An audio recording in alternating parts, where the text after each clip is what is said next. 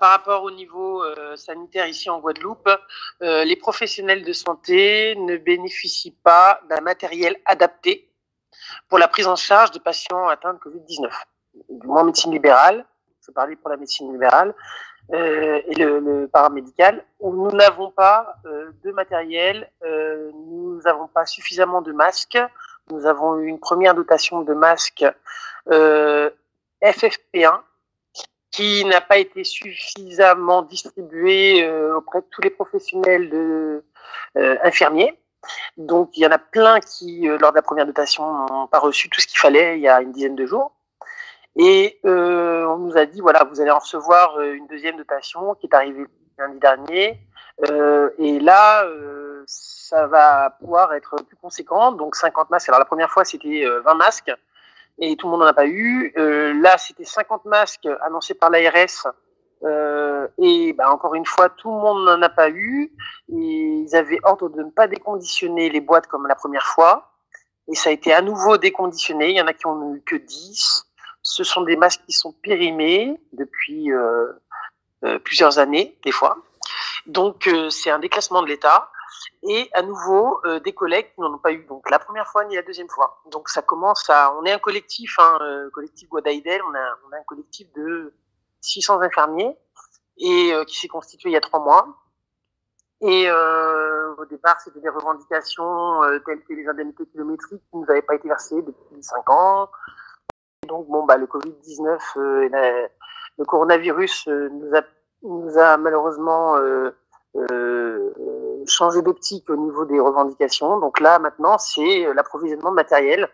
Et on n'a pas de surblouse, on n'est pas équipé du tout. On nous demande d'aller concrètement au combat sans armes. Donc, voire d'acheter nos armes. Oui, mais est-ce que les commerces actuels vendent encore des masques ? Alors, non, on peut plus en trouver. Par contre, on a des commerces qui peuvent approvisionner en surblouse apparemment. Alors, on nous dit d'aller en acheter si on en a besoin. Normalement, tout ça devrait être réquisitionné par l'État. Parce qu'au stade 3 où on en est là, c'est maintenant la prise en charge de patients à l'hôpital qui vont être retournés, donc des patients qui sont détectés positifs, qui vont être retournés à domicile, et nous devrons prendre en charge ces patients, normalement en tenue de scaphandre. Donc là, aujourd'hui, on n'a même pas de masque. Donc on n'a pas la tenue, mais encore moins, on n'a même pas les masques. Donc, ou si on en a très peu.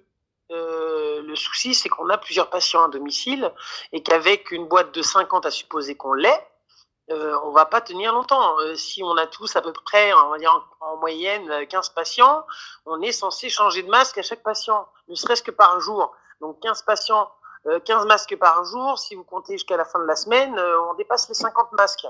Donc la boîte là, en l'occurrence, qui n'est pas adaptée, parce que c'est un du FFP1, n'est pas adapté du tout au coronavirus.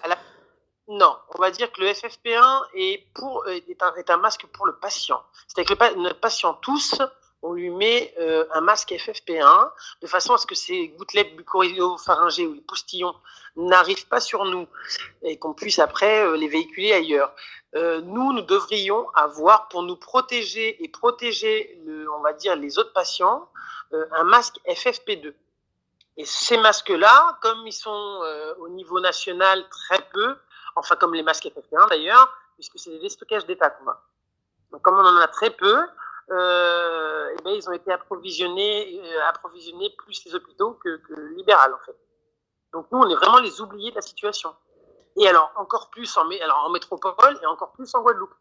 Puisqu'après, nous, il faut acheminer, on va dire, ce qu'il leur reste, concrètement.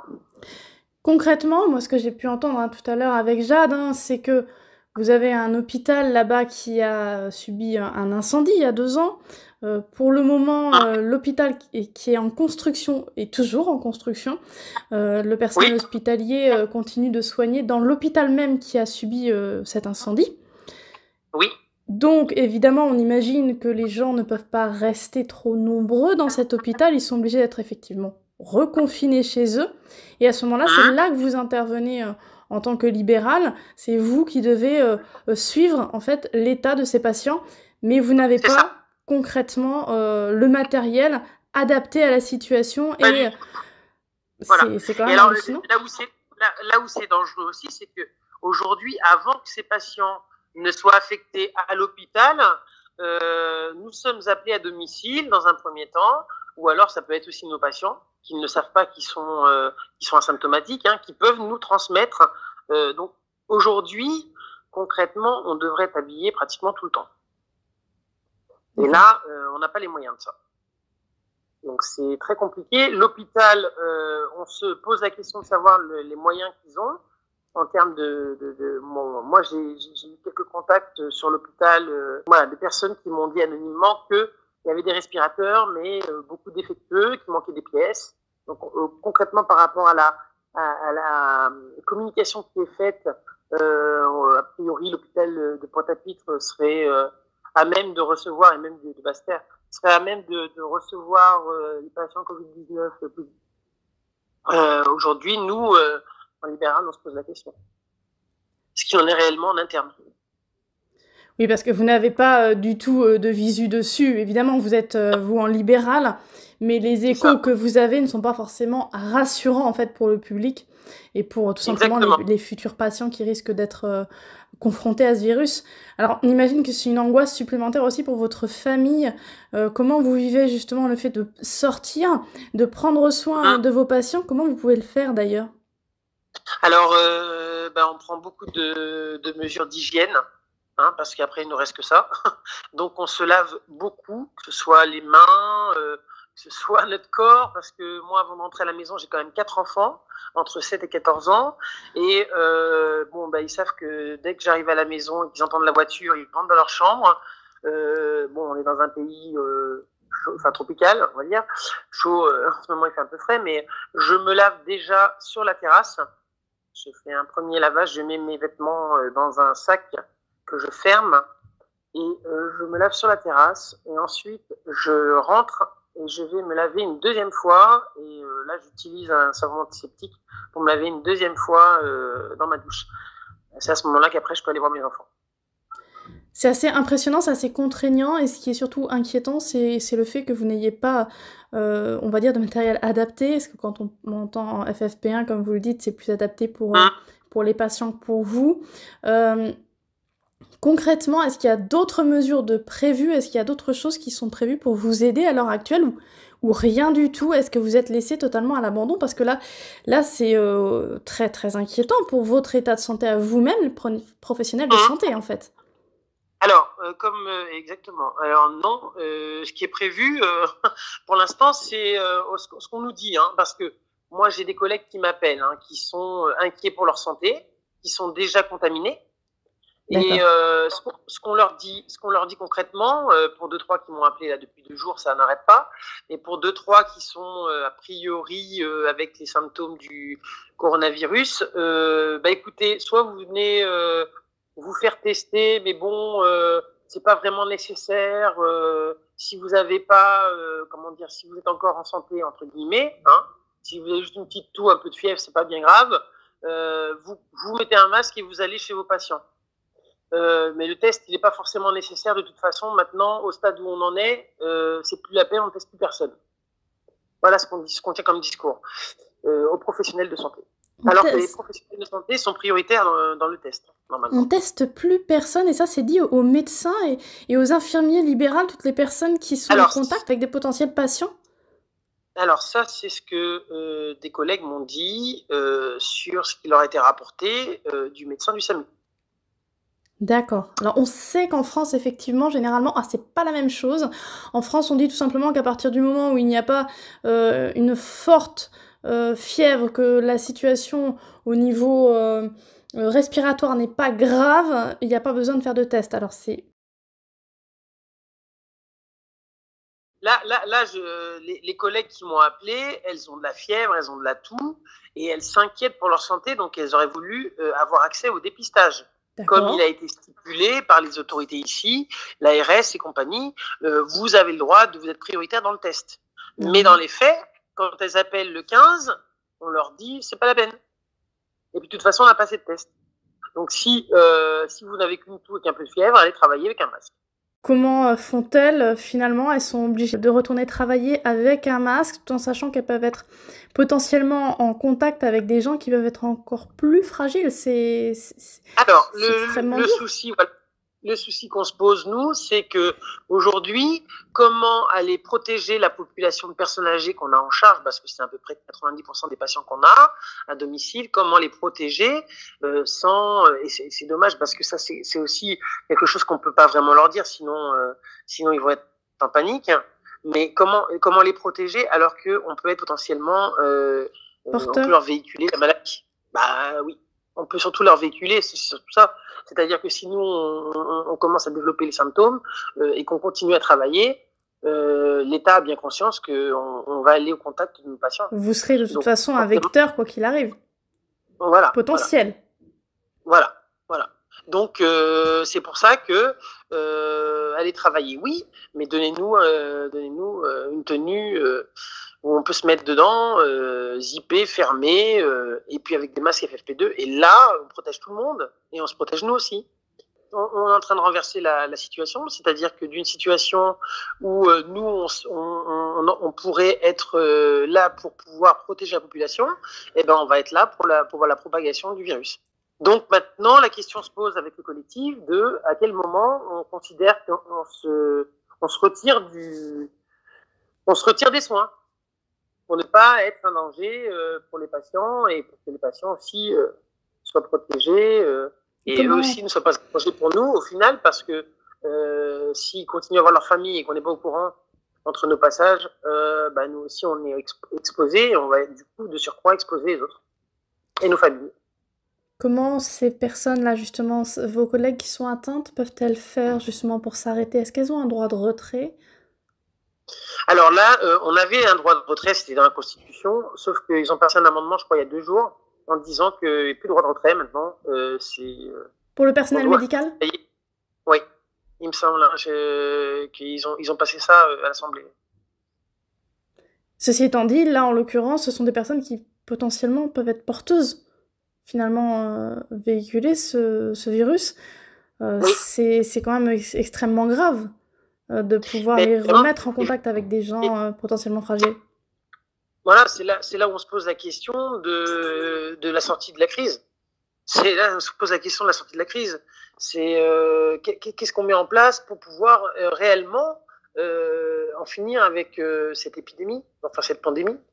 Alors du coup là, moi je m'aperçois aussi que par rapport au professeur Raoult, il y a un traitement qui est potentiellement, qui pourrait être potentiellement utilisé pour retarder l'effet ou voire annihiler l'effet de ce coronavirus. Et on refuse dans un premier temps on ferme les yeux dessus, on refuse de le mettre en place. Alors sous la pression, je pense à l'international, parce qu'on a eu Trump qui l'a mis en place, le Canada et le Maroc qui viennent racheter tout le stock de Sanofi. Oui. Donc je pense que là, toute cette pression-là, et plus certains médecins marseillais, le gouvernement a cédé, on va dire un peu, mais alors a cédé comment? En voulant instaurer ce traitement chez des personnes qui sont déjà très atteintes et qu'en milieu hospitalier, donc on a fermé le verrou au niveau de la médecine de ville. Et on va le mettre en application chez des gens qui sont vraiment déjà à un stade très avancé de la maladie, où dans 6 semaines, après les études faites, on va dire que le médicament ne fonctionne pas, alors que c'est pas ce qui est préconisé. La préconisation, c'est de mettre ce traitement en place à l'apparition des premières dépressions respiratoires. Donc on se demande réellement, est-ce qu'il y a une volonté de sortie de crise, ou est-ce qu'il y a une volonté de s'enfoncer dans la crise et de faire disparaître un grand nombre de nos aînés. Oui, finalement, c'est ce ressenti d'être abandonné aussi, peut-être parce que le personnel médical, ça fait plusieurs années qu'il tire la sonnette d'alarme, un peu partout, oui. En France, et puis justement dans l'Hexagone, autant qu'en Guadeloupe, on est vraiment sur des zones, encore plus en Guadeloupe d'ailleurs, puisque on en parlait tout à l'heure avec Jade, il y avait cette forme de ressenti d'abandon, limite d'oubli, quoi. Complètement. On se sent vraiment déjà démuni, on se sent méprisé et on se sent jeté dans la fosse aux lions. Voilà, comme on se sent au niveau des... Et moi, je vois sur le collectif chaque jour, donc ça verbalise énormément parce que je vois que les collègues commencent à perdre confiance. Et cette perte de confiance, elle grandit chaque jour. Et je vois, c'est une forme ils sont désemparés. Je sens que ils sont en train bon, voilà, on y va parce que voilà, faut y aller, mais j'ai plus envie d'y aller, quoi. Comment je vais faire? Je suis impuissante. Il y a un mélange de peur, d'impuissance, de lassitude, de grande fatigue. Là, j'ai été à la pharmacie tout à l'heure, j'ai parlé avec une sage-femme, rouge de colère quand même.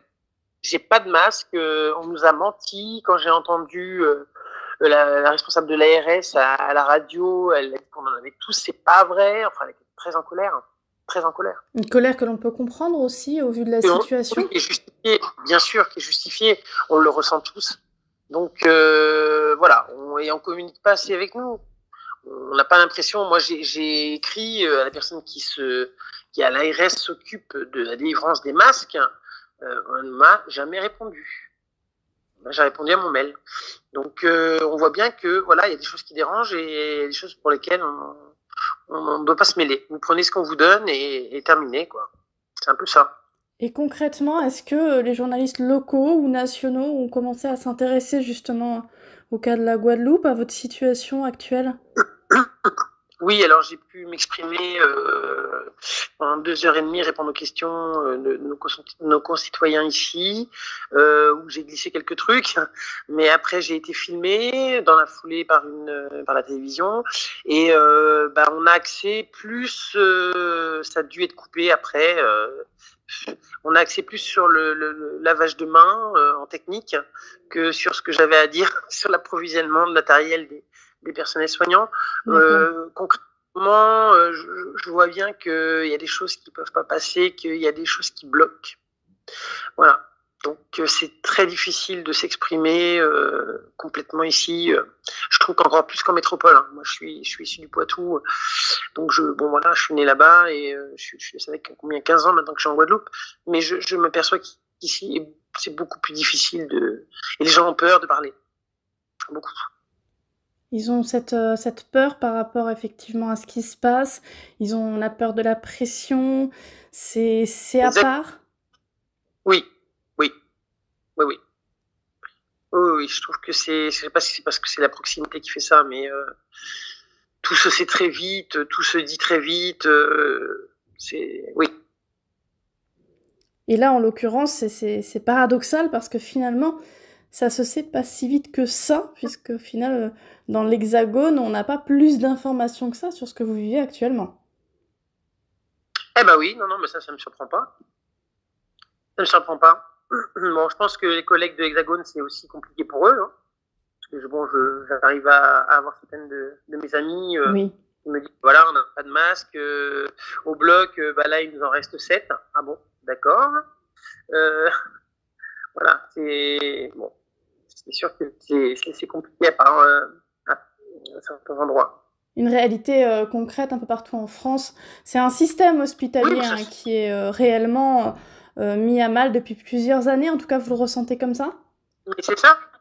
Oui, ça fait plusieurs années que le système hospitalier est surendetté, qui réclame qui réclame des moyens, que ce soit humains ou matériels, et que l'État visiblement fait l'autruche, voilà. Donc on lui donne pas les moyens et puis débrouillez-vous. Et ça fait longtemps que ça dure, hein, ça fait quelques années. Il y a eu un médecin urgentiste qui l'avait dénoncé et aujourd'hui on nous demande d'être des héros. Mais bon, pour être des héros, moi je sais pas, je regarde les films avec mes enfants, les héros on les habille, hein.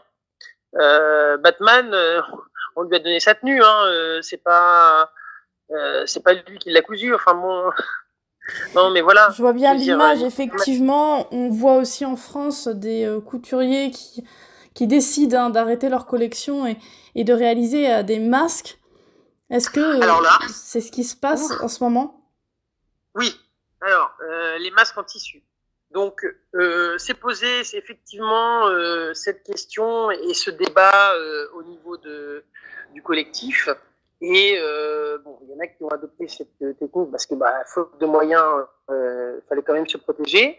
Maintenant, moi, en tant que porte-parole du collectif Voix d'Aïdel, je tiens quand même à préciser que ce sont des méthodes. Alors, on nous pousse un petit peu vers là, mais il faut rester prudent parce que ce sont des masques qui ne sont pas homologués. Il n'y a pas de filtre dessus. Et c'est des masques qui vont nous exposer, a fortiori, surtout au stade où on en est. En stade de prévention, je veux bien, mais en stade là de confinement et en stade d'épidémie avérée, avec beaucoup de cas, je trouve que c'est s'exposer et c'est risqué. C'est un risque pour la santé de nos concitoyens, que ce soit personnel de santé ou patients. Donc vous êtes plus effectivement dans le discours du créateur qui m'expliquait que lui, les masques qu'il réalisait, c'était hier hein, dans cette interview, c'était vraiment pour les personnes qui allaient travailler, la postière, celui qui travaille dans le magasin, des masques qui devaient se porter pendant 3 heures, qui étaient lavables à 60 degrés et qui, effectivement, n'ayant pas de filtre, ne sont pas du tout capables de gérer une situation de promiscuité ou de proximité, on va dire, avec le Covid-19. Voilà, effectivement, à 60 degrés, donc le virus est tué. Effectivement, le souci... alors, en stade de prévention, avant que la maladie soit vraiment là, oui, parce que ça permet quand même de filtrer un petit peu l'air. Bon, allez. En stade où on en est au stade 3, là, ça n'est plus possible. Parce que là, la maladie est avérée, il y a des gens qui sont asymptomatiques et qui vont nous transmettre la maladie. Et là, le masque n'est pas adapté dans cette situation-là. C'est là, au stade où on en est, c'est plus possible. Au stade où vous en êtes, c'est le FFP2, c'est ça? Ah oui, de rigueur. À part la personne qui va chercher son pain et qui est pas malade, elle peut sortir avec son masque FFP1, mais nous, professionnels de santé, au stade où on en est là, c'est le FFP2 impératif. Et là, quand on a un patient positif à domicile, on doit s'habiller en scaphandre. J'utilise le mot scaphandre volontairement pour vous montrer qu'on doit être vraiment protégé. Comme les gens que vous voyez sortir du SAMU et aller chercher des gens chez eux. Ils ont un plexiglas, ils ont une tenue complète sur eux, hein, qu'ils ouvrent après et qu'ils jettent. Nous, on n'a pas tout ça et on doit aller avec nos tenues chez les patients. Non, c'est pas possible. Ça relève, c'est de la science-fiction. Il y a 2 poids 2 mesures. Vous voyez les gens, dès qu'il y a un cas avéré, on va les chercher chez eux. Vous voyez les gens complètement habillés, on se croirait dans un film X-Files. Et vous, quand vous devez aller les soigner et ils sont positifs, ils sont passés par l'hôpital, ils rentrent chez eux, vous, on vous donne rien, quoi. Donc moi, je comprends pas trop la logique des choses. Oui, vous vous sentez forcément abandonné par ce système. Aucune réponse, en plus de l'ARS. Oui, parce que quand une personne appelle les pompiers ou le SAMU, enfin, fortiori, pour qu'on vienne la chercher parce qu'elle est suspecte, on a une tenue scaphandre. Les pompiers viennent avec leur tenue scaphandre ou les ambulanciers. On sait même pas encore si la personne est positive. Donc eux, ils ont vraiment le matériel. Et nous, une fois qu'ils sont vraiment avérés positifs, qu'ils rentrent chez eux, on doit aller les soigner avec des masques FFP1. C'est assez aberrant quand même comme situation. Je veux dire, il y a quelque chose qui cloche. Il y a quelque chose d'extrêmement grave dans la sécurité autant des patients que vous allez voir peut-être après cela, et votre famille aussi, et vous-même. Complètement. Voilà. Donc c'est tout un système de santé qui, lui, est totalement exposé, sans aucun moyen de protection à l'heure actuelle. C'est ça.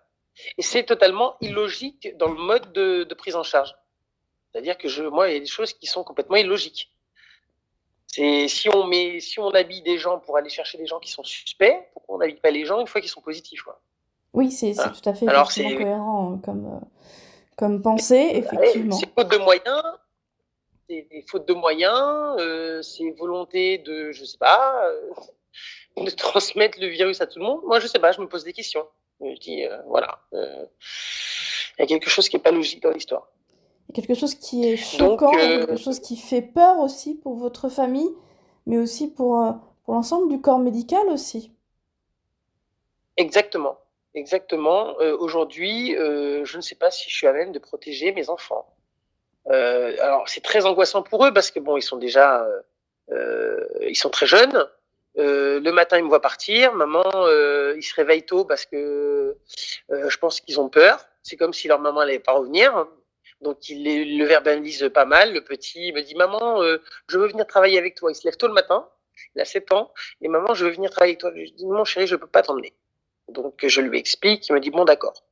Et donc cette angoisse, je pense pour lui, je sais pas ce qui se passe dans sa petite tête, mais je pense qu'il y a cette angoisse de la peur que je ne revienne pas. Donc après, je sais que mes enfants m'appellent plusieurs fois pendant ma tournée.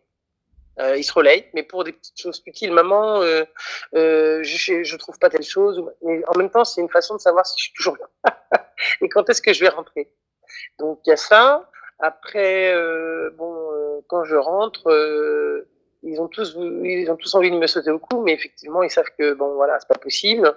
Donc voilà, on a mis un protocole en place pour que je puisse d'abord passer à double douche avant de les voir. Mais c'est très stressant pour eux, donc ils voient tout ça et c'est angoissant. Moi, je ne suis pas confinée avec eux, donc ils font leurs devoirs le matin avec leur enseignant en ligne, sans maman. Et ils prennent leur petit-déj sans maman, puisque moi je suis seule avec mes 4 enfants. Un maximum de sécurité pour mes enfants, je préfère qu'ils restent tout seuls à la maison, qu'ils s'autogèrent, et qu'ils le font très bien d'ailleurs, et qu'ils ne soient pas du tout exposés à qui que ce soit aujourd'hui. Effectivement, ça demeure une situation extrêmement tendue, surtout pour une maman seule avec 4 enfants. Gérer en plus la situation des malades, et puis surtout... Et des collègues. Et des collègues sont collectifs. Mais surtout, en fait, ce qui fait le plus peur, c'est pas tellement cet environnement qui paraît extrêmement hostile, c'est plutôt le fait que vous n'ayez pas de moyens de les vaincre, concrètement. C'est ça. C'est malgré tout, c'est qu'on a beau mettre tout en œuvre. Moi, j'ai ma station de décontamination dans le coffre. Enfin, j'ai tout en œuvre pour que ce virus, on va dire, ne puisse pas venir sur moi autant que faire se peut. Mais il y a des choses qui nous échappent. Et malheureusement, on peut pas faire plus. Voilà, on peut pas faire plus. Et le minimum qu'on devrait faire, on ne peut pas le faire. Pour moi, c'est le minimum. C'est la sécurité. C'est de pouvoir avoir du matériel adapté à la prise en charge de nos patients. D'accord, donc c'est effectivement assez alarmant comme situation. Ce qui est curieux, c'est que, comme on en a parlé ensemble, moi, j'ai eu l'idée de retirer l'étiquette de cette boîte pour regarder ce qu'il y avait en dessous. Je me dis, pourquoi il y a une étiquette, en fait, pour la péremption? Normalement, c'est écrit sur la boîte. Et aucun de mes collègues y avait pensé. Et les 600 collègues, ils ont commencé à prendre en photo leur boîte, mais on avait les mêmes lots. Et ils se sont dit, mais pourquoi? Quel est l'intérêt? Mais je leur ai dit, mais évidemment, c'est évident. C'est qu'en fait, ils n'ont pas cherché à étiqueter des boîtes. Ils n'ont pas distingué les boîtes qui étaient bonnes en date de péremption des mauvaises. Donc, s'ils ont réétiqueté, c'est parce qu'ils savaient délibérément qu'ils allaient avoir un lot de boîtes de date de péremption dépassées. Et du coup, ils ont étiqueté toutes les boîtes. Ils pouvaient pas étiqueter que les mauvaises et pas les bonnes. Il fallait qu'ils réétiquetent toutes les boîtes pour pas que ça se voit. Enfin, ça, c'est ma réflexion. Mais je pense que c'était ce qui a été fait. L'État peut annoncer que les boîtes sont périmées, que c'est un stock d'État et que ils ont pas prévu une attaque biochimique. Donc, ils avaient pas prévu ils avaient pas un budget pour ça. Bon, faut l'assumer, faut le dire. Plutôt que de cacher à la population et aux professionnels de santé qu'on a des masques qui sont périmés. C'est encore plus grave. Moi, je pense. Alors hier, le président de région a voulu faire un geste ici en Guadeloupe en remettant quelques masques aux professionnels de santé. Donc c'est la région, c'est pas l'ARS, donc c'est un geste qu'on salue, somme toute. Par contre, ce qui s'est passé, c'est qu'ils ne pouvaient pas le donner directement aux infirmiers qui étaient sur place. Donc, les infirmiers s'étant déplacés depuis très loin pour certains, n'ayant plus de masque, étaient assez en colère. Ils m'ont appelé. Je me suis rendu sur place. Le président de l'URPS était là. Il a repris toutes les boîtes, il les a mis dans son coffre.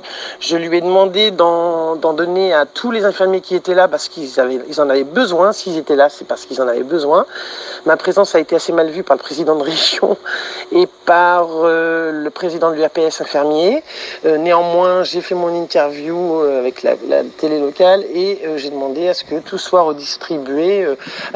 Le discours du président de l'URPS, c'est je récupère, je vois avec les autres instances et après on distribue.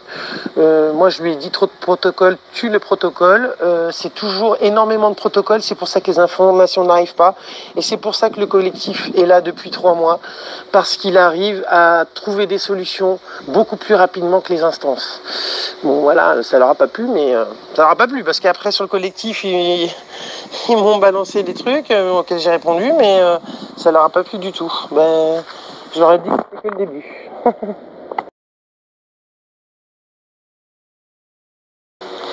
Les pressions, les pressions, elles sont de toutes sortes. Hein. On doit aller travailler, même si on est Covid-19 positif, hein, avec un masque. Tant qu'on est debout, on y va, au charbon, avec 3 jours d'arrêt si vraiment on n'est pas bien, et après on retourne au charbon. Cette pression de devoir aller travailler en étant potentiellement, en développant les symptômes pour certains, en étant potentiellement suspect et en ne pouvant pas se faire déclarer parce que quand on appelle le 15, on nous dit gentiment de mettre un masque et de continuer à travailler, étant donné que de toute façon, il n'y a pas assez de tests pour tout le monde, alors que les professionnels de santé sont prioritaires. Une autre pression, c'est d'aller travailler sans matériel. Ce qui est aberrant, c'est que quand on suspecte, on appelle pour un patient à domicile qui est suspect, qui présente les symptômes, de venir le chercher en tenue de combat et en scaphandre. Donc on voit les pompiers, on voit les ambulanciers venir les chercher.